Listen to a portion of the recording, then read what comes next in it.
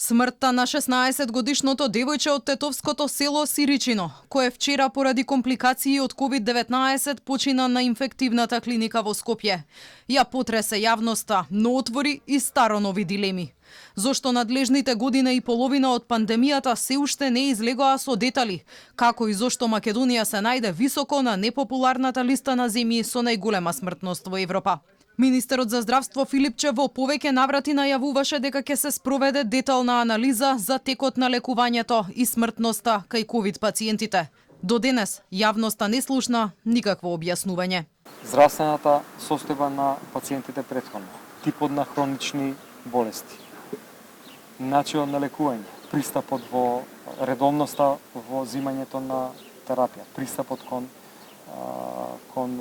терапија, колку често се јавуваат на контролни прегледи. Тоа е навистина една многу детална, но многу важна анализа. Познавачите пак алармираат дека непопуларните мерки на владата, кои наместо од здравието на граѓаните се мотивирани од политиката, допрва ќе испливаат на површина.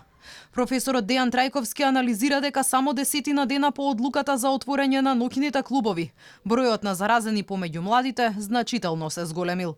Само 10 дена беа доволни за да го видиме ефектот на укинувањето на сите мерки за баровите, ноќните клубови и дискотеките. Уште поважно е што, според Министерството за здравство, најголем неделен прираст на бројот на случаи има кај младите помеѓу 20 и 29 години, што е најјасен индикатор каде се случува главното заразување во моментов.